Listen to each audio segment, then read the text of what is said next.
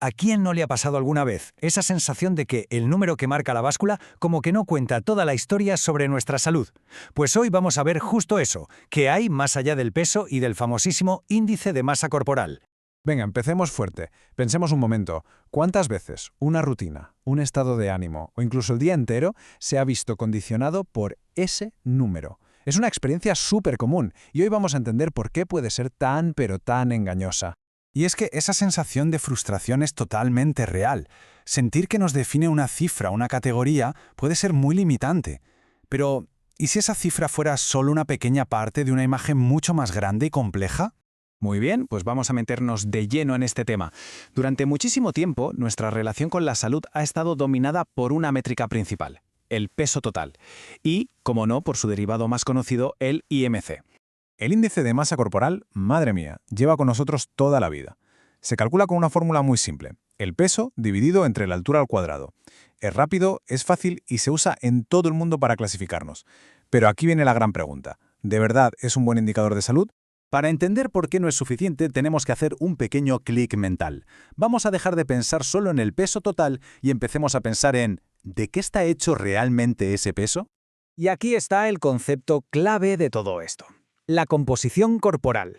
Según el Colegio Americano de Medicina Deportiva, no es más que las cantidades relativas de músculo, grasa, hueso y el resto de partes vitales. En otras palabras, no se trata de cuánto se pesa en total, sino de cómo se distribuye ese peso por dentro.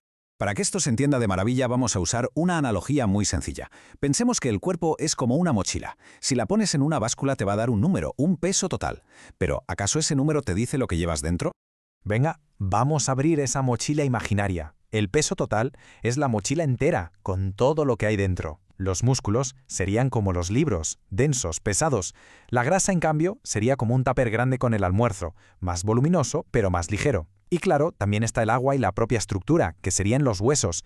Y aquí viene la pregunta del millón. ¿Qué pasa si sacas el tupper del almuerzo y metes otro libro bien gordo? El peso total de la mochila podría ser el mismo o incluso aumentar. Pero, ¿es eso algo malo? En absoluto. Simplemente ha cambiado su composición. Pues lo mismo ocurre en el cuerpo cuando se gana músculo y se pierde grasa. Y esta idea de la mochila nos lleva directamente a descubrir el gran punto ciego que tiene el índice de masa corporal. A ver, imaginemos a dos personas. Ambas se suben a la báscula y ¡zas!, marcan exactamente lo mismo, 80 kilos. Si nos fijamos solo en el peso o en su IMC, podríamos pensar que su estado de salud es bastante parecido, ¿no? Pero si miramos dentro de sus mochilas, la historia es completamente diferente.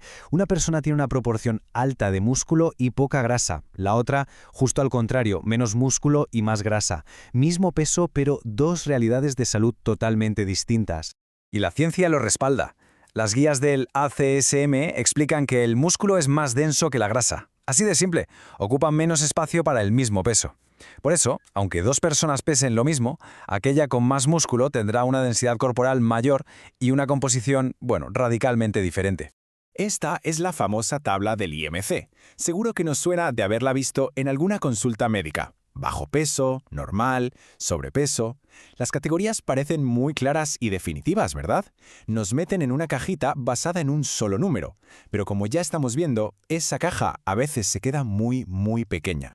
Y lo más curioso es que la misma fuente que presenta estas clasificaciones reconoce su limitación fundamental. Lo dicen ellos mismos. El IMC es ciego a la composición. No sabe si esos 80 kilos son de músculo o de grasa. Y eso, claro, lo cambia absolutamente todo. Vale, si la báscula y el IMC se nos quedan cortos, está claro que necesitamos una imagen mucho más nítida y precisa de la salud. La pregunta entonces es, ¿y cómo la conseguimos? Si el método más simple tiene sus fallos, ¿qué alternativas hay para saber de qué estamos hechos realmente? Pues los profesionales utilizan métodos mucho más precisos.